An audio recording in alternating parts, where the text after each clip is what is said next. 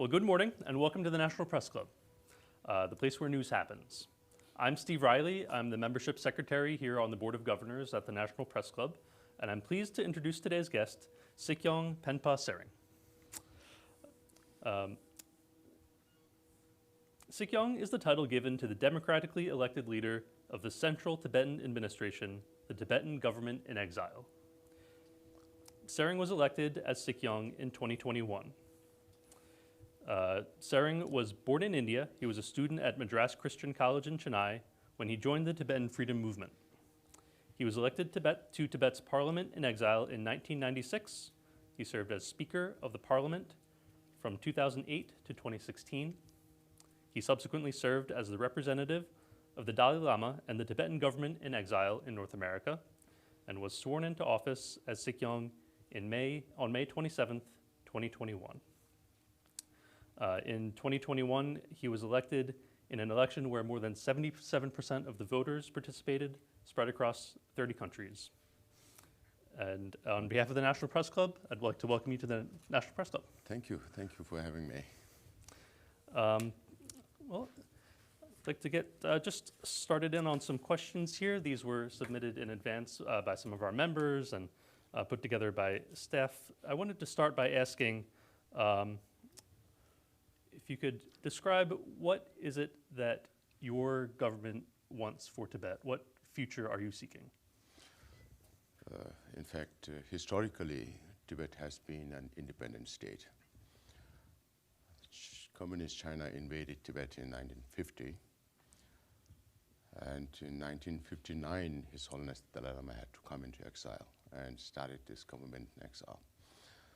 So one of our main responsibilities is to resolve the Sino-Tibet conflict, and His Holiness has adopted what is called as the middle way approach or the policy to resolve the Sino-Tibet conflict in a non-violent, negotiated, mutually beneficial solution that would be lasting.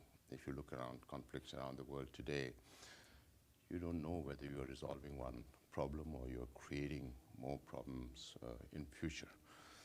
So whether we like it or not, we lived on that Tibetan plateau, the biggest plateau and highest plateau on earth, which has become an open-air prison right now. We don't have an Indian mythological god like Hanuman to lift Tibet out of that place and put it somewhere in the Pacific or the Atlantic near the United States. So whenever we get to go back, we have to live with our neighbors, Chinese, Indians, and we lived as neighbors for centuries. And His Holiness always thinks about the larger interests of humanity, and he always appreciated the concept of European Union. Even now, His Holiness says that if it had not been for the concept of European Union, Europeans would still be fighting with each other. So if that can be applied to Europe, then why not Tibet? And Tibet enjoys a very geographically strategic significance in that whole region, even though it's landlocked. It's huge. It's known as, we call our land as the land surrounded by snow mountain ranges. The environmental scientists call Tibet the third pole because Tibet has the largest amount of glaciers and permafrost aside from the two poles. And Asians call Tibet as the water tower of Asia. So considering the importance, the geographical, strategic importance of Tibet, we feel that if there is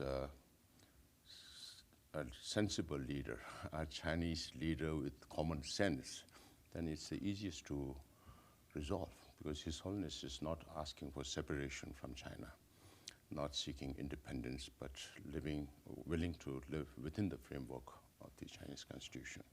But unfortunately, the response from the Chinese side has not been positive so far. And you alluded to this a little bit, but might you describe conditions inside Tibet at the moment? What is the status quo, and what is wrong with that in your view? As I mentioned, it has become the biggest open-air prison in the world, and there is no human rights whatsoever. It's more like George Orwell's 1984 coming into reality, where the state surveils and controls the population, and between 2009 to 2022, 157 Tibetans have self-immolated, hoping against hope that the Chinese government will pay some attention to their plight or the international community will come to their rescue. But unfortunately, particularly under President Xi Jinping, since he came into power, the whole policy is directed towards eliminating the identity of the nationalities, including Tibetans. So they are striking at our language. We have a language that is among the 15 oldest languages in this world. And the Tibetan religion, which is very unique, Tibetan Buddhism. And then based on that, we have a Tibetan culture based on nonviolence and compassion. And then the importance of Tibetan environment is not only important for Tibet, but for the whole region and for the whole world. The policies that Chinese government has adopted now, when it comes to language, they have started all these colonial-style boarding schools. Chinese government talks about Western colonization of China, 100 years of humiliation and all that, but they don't talk about China's colonization of Tibet. So China always has this contradiction in itself, what they express to the world and what they're actually doing inside China are two different things. And we have an audience question that's a good follow-on Sure. to this. Can you tell us about the state of press freedom in Tibet? Press freedom does not exist. There is no media, there is no civil society. Just this morning, I received information that the Chinese ambassador called up the RTS television and radio program where they were doing a program on His Holiness Reincarnation. And the ambassador called and asked them to stop this.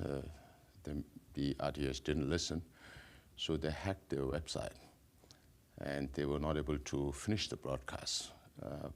That's why I keep saying the Chinese government is the biggest publicity agent for us.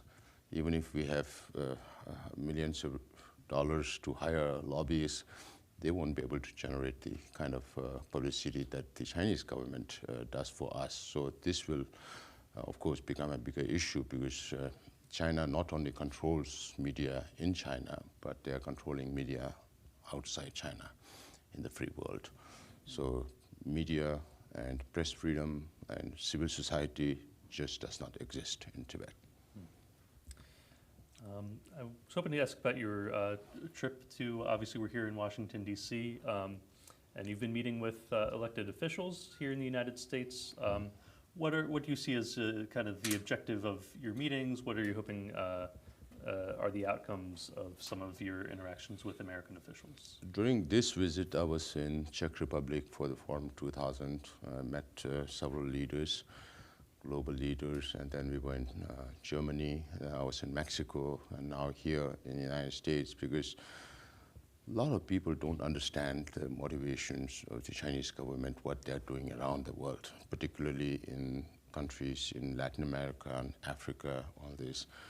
So while in Mexico, I was asking the students, I spoke at Guadalajara University, in Itasco University, and congressmen, Congress people at the local level, I asked them, have you heard about Belt and Road Initiative? And they shake their hand. So I say, if you have not heard about Belt and Road Initiative, you don't understand anything about China.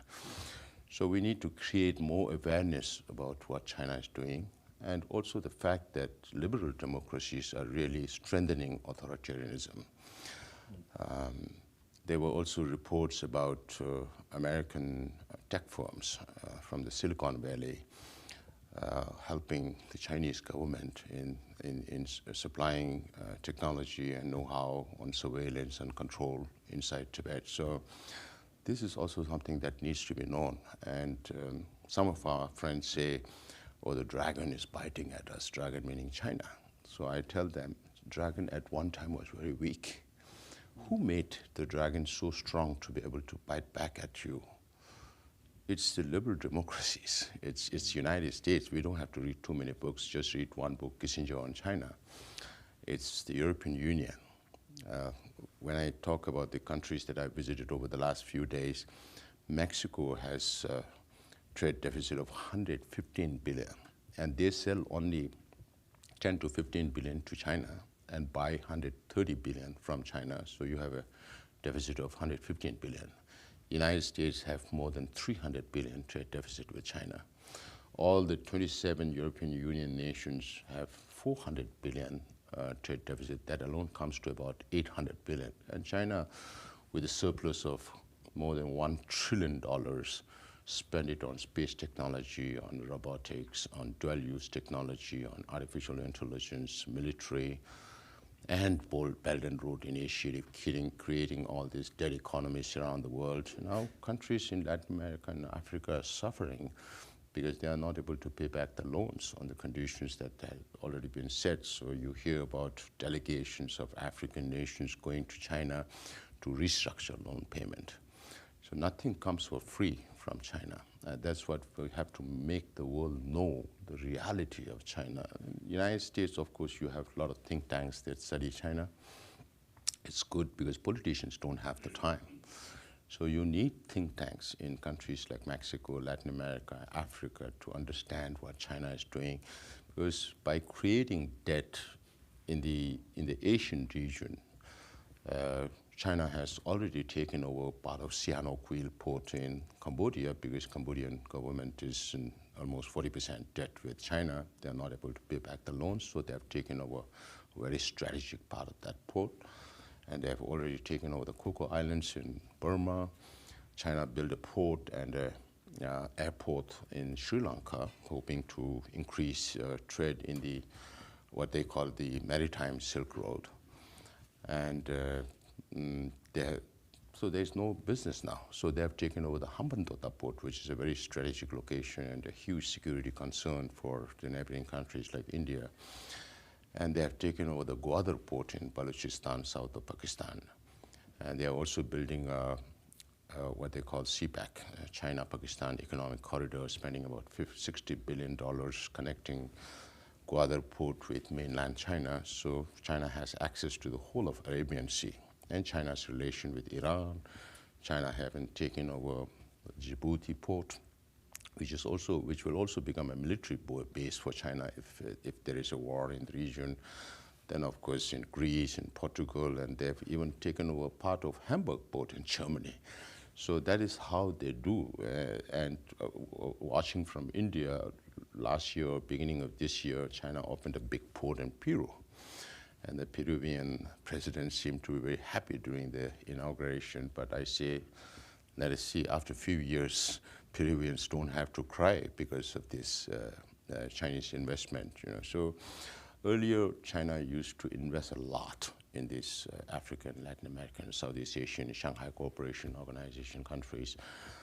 Now they're doing only strategic investment, because they also have financial problems. There are a lot of, because some people consider China as a monolith, but there are also a lot of soft underbellies of China. So people have to understand the holistic picture of where China is coming from, because China is not just talking about China or its neighborhood. Because of its action, all the military spending has increased. In Japan, in Taiwan, they have to spend. For New Zealand, security was never an issue. Now it is one. Australia is investing in 7 nuclear submarines to protect against whom? From China. So you have Philippines, Malaysia, Vietnam, Brunei, all these countries. India is also spending a lot of money on that. And China is not, as I mentioned, China is not just talking about within China. They are talking about global security initiative, global cultural initiative, global civilizational initiative. So when global leaders of the free world, like United States, backtracks from United Nations, then China jumps in. They fill the void. And they describe human rights from the perspective of how they want the world to understand, not how the international order describes, or the United Nations describes human rights as. So there are a lot of larger issues that the world needs to know about China. And that's one reason why we keep traveling, and this opportunity at the press club here is something that we always look to, because there's not much space for nonviolence. Even for governments like the United States, we keep saying to support nonviolence, it comes in millions. But to support violence, it goes into billions. So we have to promote nonviolence as a means of resolving problem at the same time. And just to connect the dots a little bit, the broader concerns that you're speaking about Chinese global influence, how does that interact with the aim of your government? You know, how does that affect your message and your mission as Tibet's government? At one time in the United States in the 90s, there were students for Free Tibet at almost every school or school campuses or universities in the United States. We had famous singers supporting, Hollywood stars supporting Tibet. Even now, Richard Gere is there, but there was a lot of awareness on Tibet, mainly because of His Holiness leadership, you know. And then from 2000 onwards, 2001, China became a member of the World Trade Organization. China also had the opportunity to organize their coming out party, the 2008 Olympics, which was granted in 2001 again. And the world hoped that if China becomes globalized, but becomes part of the international community, they will become more responsible. And everybody was doing trade with China, and China was also increasing its liberation trade and economy. And from that time onwards to now, if we look at China, it has not moved in the direction that the free world wanted. You know, now they realize after the pandemic, the COVID and all that, the world is waking up to the reality of China. And everybody wants to know more about China. That is why there's a little more interest than there used to be before. So it's just a cycle, and world has to be concerned about China. You see the parade that Chinese government organized, and you have Xi Jinping, you have Putin, you have Kim Jong-un, you have Iranian leader, you have Lukashenko from Belarus. So all the good guys, the so-called good guys are together. So what does that show to the world if free democratic nations don't come together and make sure that you don't strengthen China because of your business with them? Because for business people, it's business, making money. They don't care about human rights. So this ethics also need to come into business. It's not just making money. The whole idea of all of us living together is to live in harmony with each other. People should have human dignity. Unfortunately, that is not what China wants in this world. They want to rule the world. And speaking of the Chinese government, in July you told Reuters you saw no space for any negotiation with China on greater autonomy for Tibet. I was wondering if that is still the case, and what your relationship, if any, with the Chinese government is at this time. I have admitted to some kind of a back channel with the Chinese, but that is nothing of consequence. If you look at what Xi Jinping is doing, we already talked about the human rights situation and the policies that the government has adopted in eradicating the identity of all the nationalities, including the Tibetans. Then there don't seem to be much space for concrete result, even if we manage to reestablish contact and have negotiations. That's why I keep saying, if you have good surgeon in your country, let's bring one Chinese leader after another, do brain surgery, put common sense and send them back. That's all they need to resolve the Sino-Tibet conflict. But unfortunately, under President Xi and the present leadership, there's no space, and it's very unlikely that there will be a result, even if we manage to reestablish contact. And what has the CTA's relationship with the American government been on your Mission for Greater Autonomy, and how do you see the American government in this whole picture? In fact, His Holiness came into exile in '59. He traveled to few Asian countries in '67 for the first time. Then '73, he visited Europe for the first time. And in '79, when there was this establishment of formal relations between the Chinese government and the United States government in 1979, that was the first time that His Holiness visited the United States. And in 1987, His Holiness spoke to the Human Rights Caucus here in the United States about the 5-point peace plan, which was the first documented proposal from His Holiness on how to resolve the Sino-Tibet conflict. And since then, the United States have been very proactive. Of course, we had our relations much earlier than that with CIA and all that. So since 1987, then His Holiness received the Nobel Peace Prize, and then there was this legislation on Tibet to bring 1,000 Tibetans to the United States, the opening up of Voice of America, Radio Free Asia in the early 90s, the first meeting with the sitting president in 1991, and His Holiness addressing the joint, the Senate and the House at the Capitol Rotunda, because His Holiness is not formally recognized as head of a state. And all this developed into the appointment of special coordinator for Tibetan issues in 1997. And then just after the 2001, China's entry into WTO, there was this Tibet Policy Act of 2002, now which has been amended to Tibet Support and Policy Act of 2020. So because of the leadership of His Holiness the Dalai Lama, we have very good bipartisan, bicameral support in the Congress. It continues to be so. Whenever we come here, we always have very good access to both the Republican and Democrat leaders. And the TPSA, the Tibet Policy and Support Act, Tibet Support and Policy Act, was signed into law by President Trump during his first presidency. And from 2022 to 24, we have been working on an act called the Resolve Tibet Act, which was signed into law by President Biden last July. So we have this ongoing engagement with the Congress, with the State Department.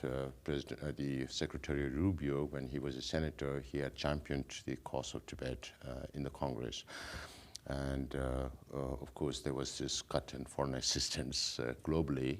We also became part of it, but we worked with the government to get at least half of that funding back.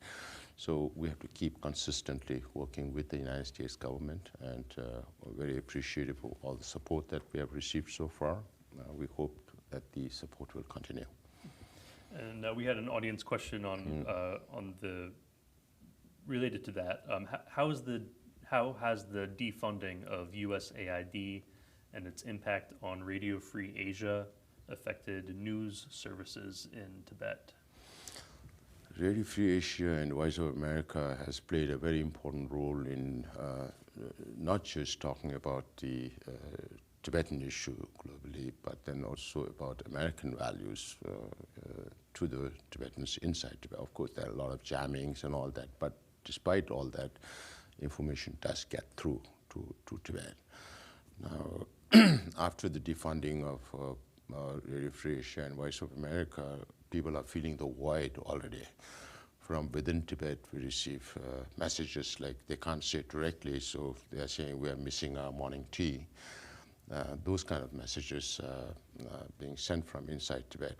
So we are still hoping that there would be some space for the funding of the Voice of America and Radio Free Asia, which are very, very essential tools for information dissemination within Tibet. And with regard to the USAID cuts earlier this year, President Trump later reinstated, as you mentioned, about $6.8 million in aid for Tibetans in South Asia. Can you tell us about how that funding affects the lives of Tibetans? Of course, much of our, the reason why we exist as Central Tibetan Administration or the Tibetan Government-in-Exile is mainly because of the generosity and hospitality of the Indian government. And besides that, the United States is a second benefactor for us. So every penny counts for us. That helped build the resilience of the Tibetans to counter China, because we have always been at the forefront of countering China for the last 65 years. So those funding are very essential, not just to take the Tibetan movement forward, but also keep the Tibetan community intact. It's not just countering China politically, but also we have to look after the cultural aspect of Tibet, the religious aspect of Tibet, which has been already destroyed in Tibet. You know, because of China's occupation, some 6,000 Tibetan monasteries were destroyed inside Tibet, and 1.2 million Tibetans died or were affected as a direct or indirect result of China's occupation. So we have been, under the leadership of His Holiness Dalai Lama, be able to establish many religious institutions, cultural institutions, linguistic institutions in exile. To sustain all these fundings are very, very essential and has played a very important role in our capacity building and building our resilience. Therefore, it really counts. But when there is cut in funding, then of course we have to reduce some of our activities. And this is a question we received. Some democracy advocates have expressed concerns that exiles can't spread democratization into Tibet, and expressed concerns that the legitimacy of 150,000 exiles representing Tibetans is suspect. And just wanted to see if you had a response to that. Tibetans inside Tibet don't have the freedom to speak their mind. So they look up to His Holiness the Dalai Lama. They look up to the Central Tibetan Administration to represent themselves, because otherwise the voice of Tibetans inside Tibet doesn't reach anywhere. And that's how we represent the Tibetans inside Tibet. Now, if you really want to know the legitimacy of us representing the Tibetans inside Tibet and all that, I think you should look at some of the secret documents that the Chinese government has collected over the years. And periodically they do that to understand the loyalty of the Tibetans towards the Communist Party or towards His Holiness the Dalai Lama. Even though there is no freedom, but we have received some documents from inside Tibet that says that Chinese government is still very, very worried about people's loyalty to His Holiness and to the exile government rather than the Communist Party.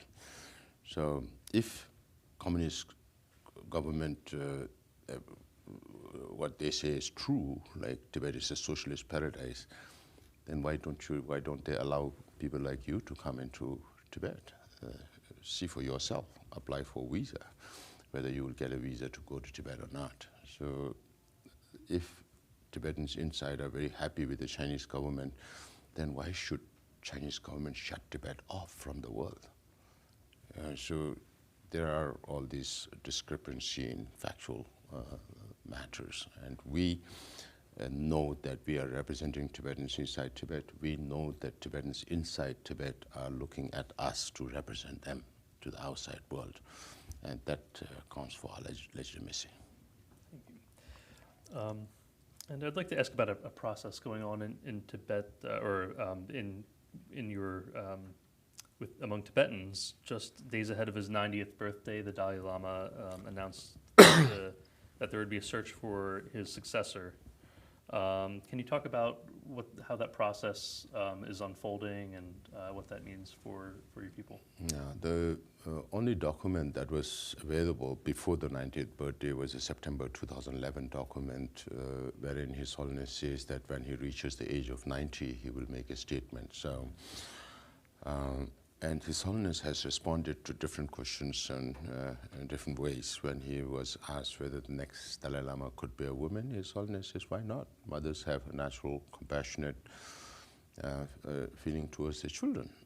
And when he's asked whether it could be an emanation, which means appointing somebody before as his successor before his death, His Holiness says that's also possible, because that practice was not widely used in Tibet, but that practice was also there.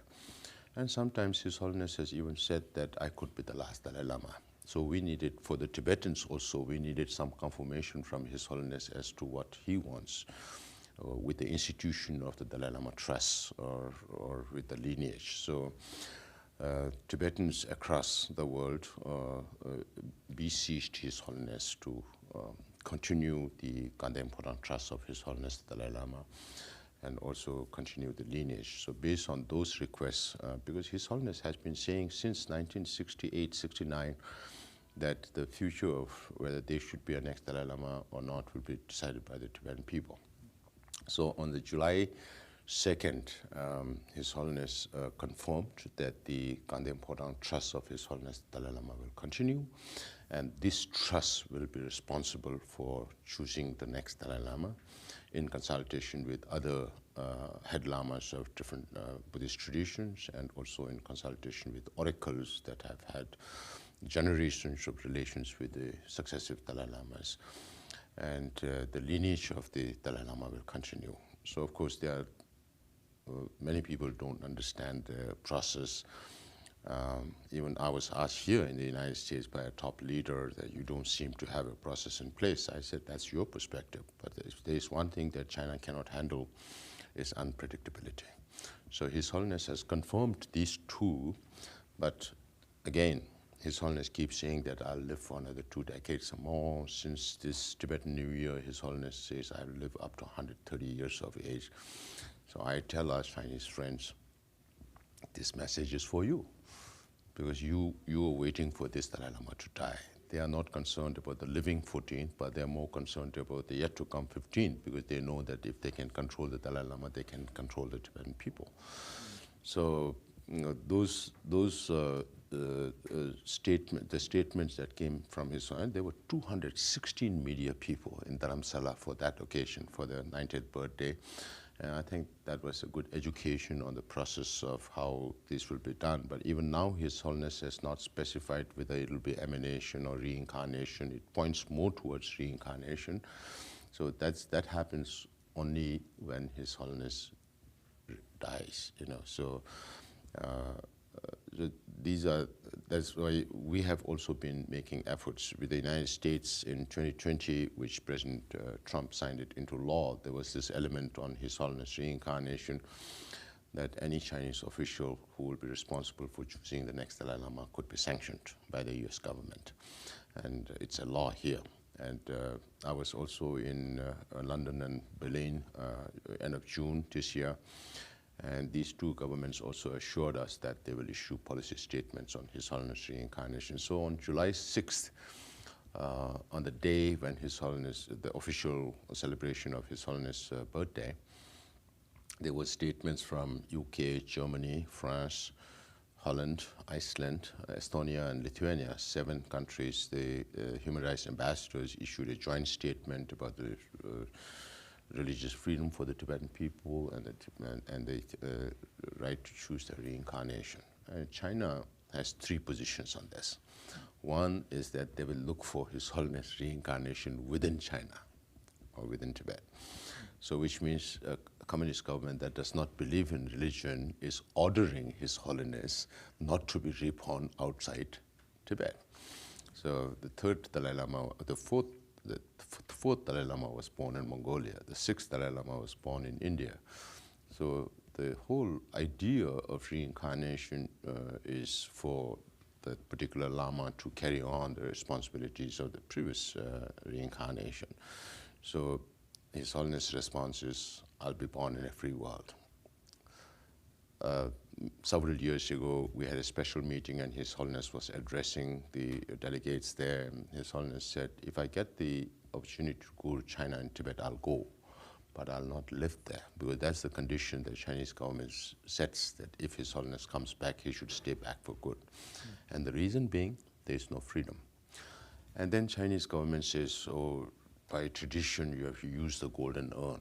my argument is the Golden Urn is supposed to have been introduced in 1793, but there is no documental evidence about this guideline. Some call it ordinance. So we're going to have an international conference on this, that there's no basis for this. Even if it was there, let us say, during the Qing, when there was some influence over Tibet in 1793, there have been 8 Dalai Lamas before that.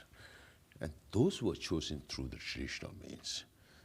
So does the Chinese government mean to say that the 8 Dalai Lamas before 1793 were not real Dalai Lamas? Or that was not the real tradition? That was the tradition, and that needs to be followed. Even if that kind of a process was there, it should have been used for the 9th Dalai Lama. That was immediately after 1793. It was not used. It was rarely used. It was used in the case of the 11th Panchen Lama that they chose, and through manipulation, again. So Tibetans don't believe in the Chinese Panchen Lama, because they say he's just another leader. And to show their displeasure, they cannot sell the picture of the Dalai Lama, recognized Panchen Lama. We don't know whether he's alive or not.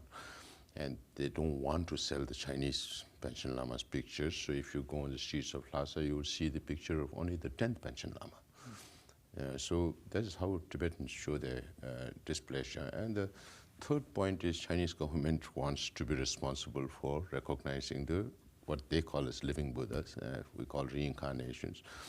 And because of that, they set a law as far back as 2007 called Order Number 5. That's also the reason why I keep saying the Chinese government is waiting for this Dalai Lama to die.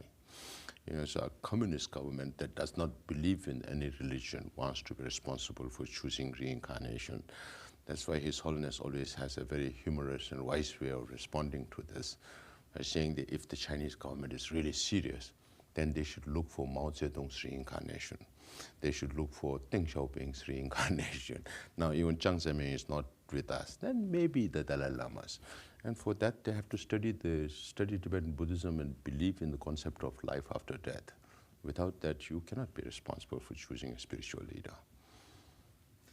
And what does this process, well, might you describe the relationship between the government in exile, the CTA, and the Dalai Lama, and how this process and the controversy or disagreement with the Chinese government over the process, how it might impact your government? It might. Of course, His Holiness not being there maybe from 20, 30 years down the line with us will be a big setback for the Tibetan movement. But His Holiness has been a visionary, a true democrat. We tried to live under the so-called 17-point agreement for 8 long years. And during those years, His Holiness was in China in 54, 55, met with Mao and Zhou Enlai and Tu Dai and all those leaders of those times. And His Holiness also saw that communist China looked very disciplined, but there was no freedom. And then His Holiness visited India in 1956-57, just 10 years after India's independence, and very nascent democracy, visited the parliament, found it very chaotic, but everybody had the freedom to speak. So no sooner, not even 1 year after coming into exile, under very difficult circumstances, His Holiness said that we should have representative government. So he knows that, in fact, many of my father's generation, they never thought that we will have to live in exile for 65 years, because even during the 13th Dalai Lama, when British India invaded Tibet, Tibet's capital, then the 13th Dalai Lama had to flee to Mongolia, and then China, and then came back in 3 months. There was Chinese on the Tibetan frontier. So His Holiness 13th Dalai Lama had to come into exile in India for 2 years, from 1910 to 1912. So during the 14th Dalai Lama also, everybody thought they will get to go back very soon. But His Holiness, being a visionary, decided to set up democratic polity in exile. And therefore, we are the only government in exile with a fully functional democratic polity, with all the organs of democracy. And that, in that sense, His Holiness has been preparing for a time when he is not there. So if you look at the evolution of Tibetan democracy also, in 2001, His Holiness said, I'm not going to live forever, so why don't we bring in more change? So we had direct election of the Chief of the Cabinet. So every 10 years like that. So 2011, then His Holiness said, I'm going to do all my powers. So when it comes to His Holiness reincarnation, if Chinese government decides to choose one, then we will definitely be following the tradition to choose another Dalai Lama. And I keep sending this message to the Chinese leadership. Do you want a lifelong headache or not? If you have two Dalai Lamas, it's going to be lifelong. And Xi Jinping won't be there to resolve these problems. He will die. So I think the Chinese leadership should be more pragmatic in its approach. And if they really care for the Tibetan people as their own people, then why don't you take care of their wishes also? Because Chinese government approach is very unidimensional. Every time they say, oh, your Sikyong is going traveling around the world speaking bad things about China, but not talking about all the developments that has happened inside. But development for whom? When China produces 1/3 of global products and has to look for raw materials all around the world, from Latin America to Africa to everywhere, Tibet is in the backyard. And earlier it was logistically not possible. Now they've built railways, roads and everything, and they say, oh, we have developed Tibet. But it's not for the Tibetan people. It's to take all Tibet's resources, including water, hydro, electricity. They're building the biggest ever dam in the world, 3 times the size of Three Gorges Dam, which is the biggest in China right now. Yeah. Earlier this month, the CTA announced the election for the 18th Sikyong will be held in April 2026. Is that correct? We follow 2 rounds of elections. The first round is on 1st February, and the final round is on April 26. Yes, that is what the Election Commission has announced, and the election has to happen in 26 different countries in one day. How are you preparing voters to cast their ballots, and how, if at all, has China responded to the announcement of the election schedule? In our case, if you have the resources, then you have to campaign in 26 different countries. And this is the age of social media. So I decided not to campaign during this, want to bring some morality into electoral politics. Of course, China will not be happy that we have a vibrant democracy in place. But I don't want to speak too much about the election because it might affect the output of this election. So, and talking about your relationship with the Chinese government, are you sensing any progress? Is it fair to say things are at a standstill? And if you have hope for change, what gives you that hope? A leadership with common sense. Right now, it's not there. We have to keep our hope alive. Otherwise, without hope, then our cause, our fight, our movement could have died a long time ago. So we are still very hopeful that there would be Chinese leadership with a better common sense and realize that, because Tibetans are not Chinese, just like the Mongols are not Chinese, because there have been a lot of academic discourses in China as to who's the real Chinese. Is it only the Han or Mongols Chinese? If Mongols are Chinese, then maybe they can claim half of the world, because the Genghis Khan to Kublai Khan invaded that many parts of the world. So that needs to be understood, and they have to appreciate diversity. They want to make everything one Chinese nation. So that's why they teach only Mandarin in schools. So this is a very, we feel it's a very wrong approach to bring unity and harmony, as they say, because you strike at the very root of, because Tibetans have been Buddhists for more than 1,300 years, devout Buddhists. We don't care so much about material development. We care more about the mental development. It has to go side by side. So as I mentioned before, so they have a very unique dimensional approach, development for any problem. But that does not solve people's problem. So if you respect diversity, if you respect the linguistic right, if you respect the religious right, if you respect the cultural rights of the people, then only you win confidence, loyalty of people. If you don't do that, you will always face the people's expression of unhappiness with the government, and it's natural. Do you, is it correct that you have not, you were born in India and have not been able to travel to Tibet? And do you hope to be able to do that one day? That's why I keep saying, to fulfill my emotional needs, I travel on the Indian Himalayas to see Tibet on the other side. Because there was never ever a China-India border till Communist China invaded Tibet, and then there was this first war in 1962 between China and India. Even now, Indian government calls Indo-Tibetan Border Police, Indo-Tibetan Border Force. They have not changed it to China. That's a reality. And we were responsible for the boundary, which was signed between British India and independent Tibet. And there was a Chinese plenipotentiary participated in the first round, but didn't ratify that. But Tibet signed the border, which is now defined as McMahon Line, between India and Tibet.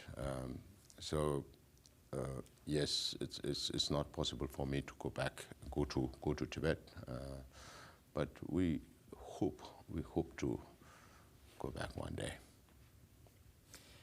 And I'm just going to turn to a couple more audience-submitted questions. Yeah. We have one about a 22-year-old student on break from her studies in Europe in July was arrested for, quote, inciting separatism, end quote, through her contributions to a pro-Tibetan newsletter and social media posts.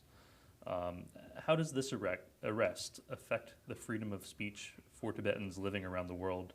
And do you think they are less likely to be vocal about their culture due to these threats? It's not a Tibetan, it's a Chinese student. I'm sorry.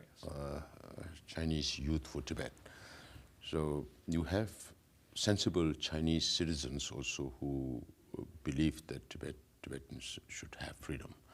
So they have been voicing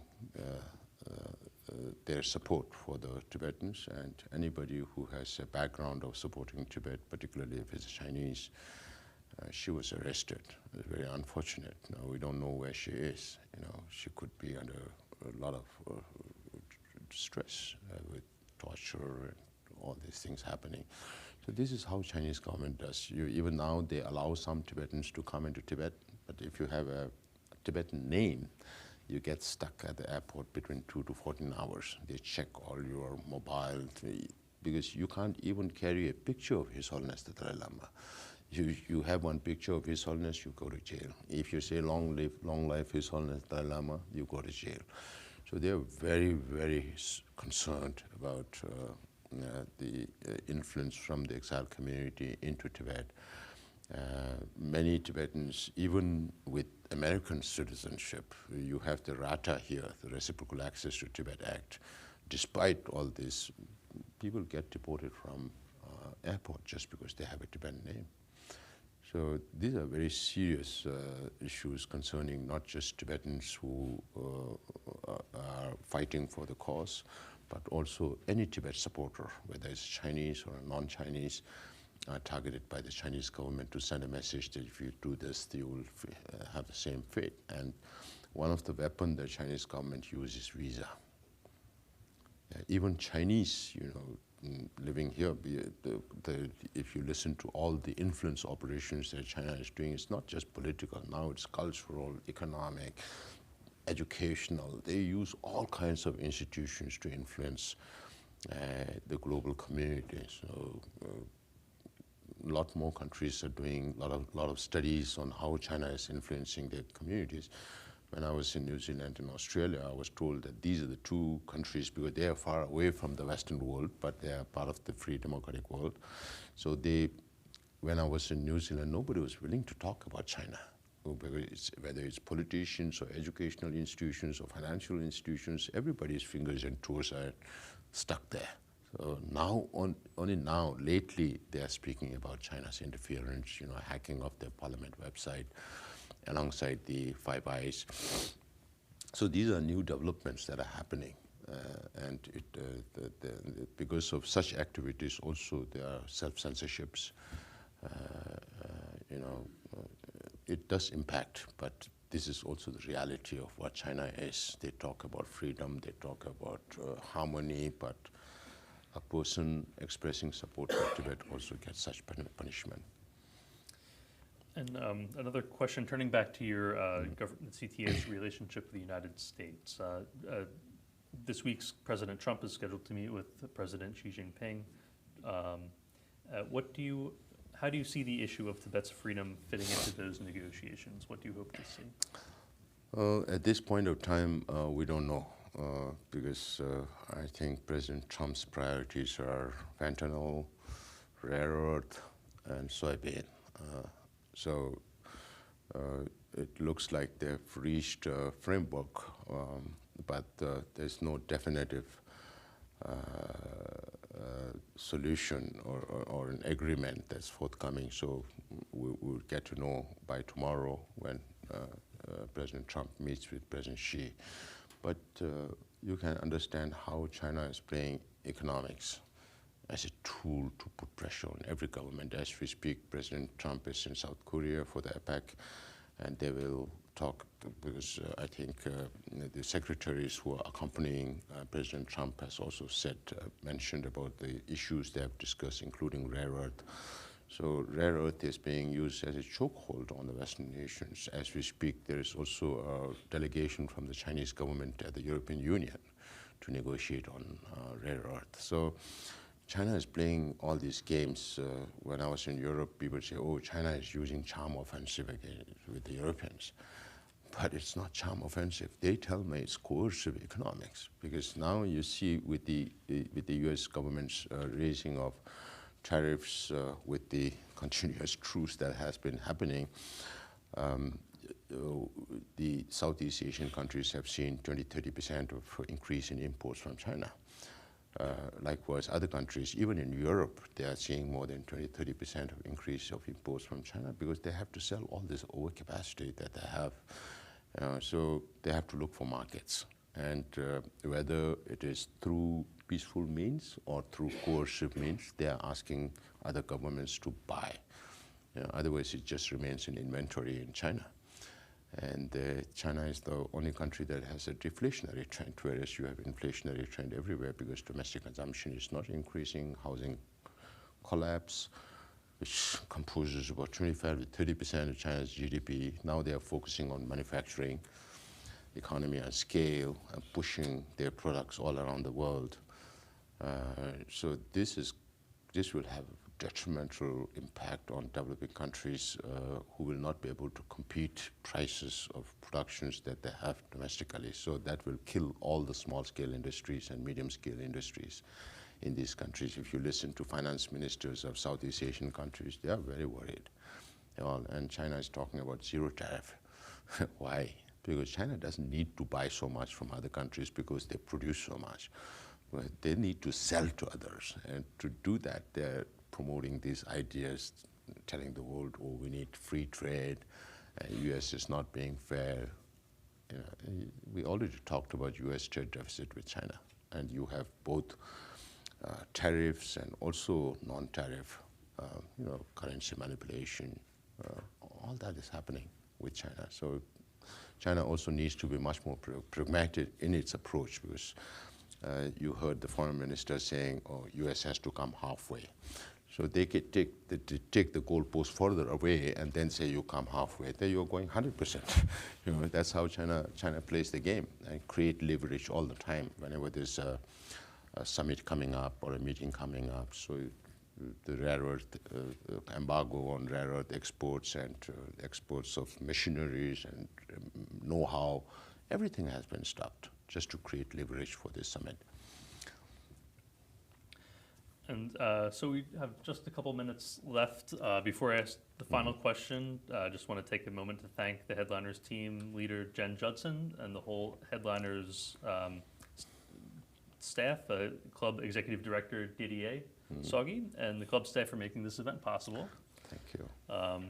Thank you to our audience for being here today, and I would like to present you with the National Press Club mug as a small token of our appreciation for visiting us this afternoon. Thank you so much.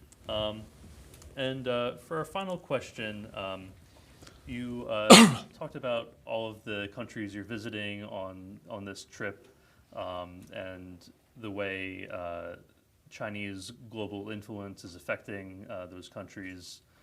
What is your message to American leaders, to leaders of those nations about what you'd like to see from their governments to help your people? One thing, China respects only strength, not weakness. So if you kowtow more and more to Chinese, then I said, right now you are on your two legs. Then your hands will also become legs. Then you will become a donkey. Then China will keep riding you. So I think America has woken up to the reality, just as other countries are also waking up to the reality. But unfortunately, countries like European Union, they don't have a common foreign policy or a common trade policy. So China uses the same thing the colonials used to use against the colonies of divide and rule, carrot and stick, and all that. So this is a wake-up call for the world. And the second thing is, as I mentioned earlier, knowing that the dragon is biting at you, if you still keep feeding the dragon, then whose fault is it? If the democracy strengthens authoritarianism, then you're promoting authoritarianism. You don't want authoritarianism in your country, dictatorship in your country. Even in Mexico, I was saying, you're not very far away. You have Maduro very nearby, you have Cuba nearby, and all these are supported by China. Without the backing of China, it's not possible for these authoritarian regimes to survive. Even the sustenance of war in Ukraine is because of China's support for Russia.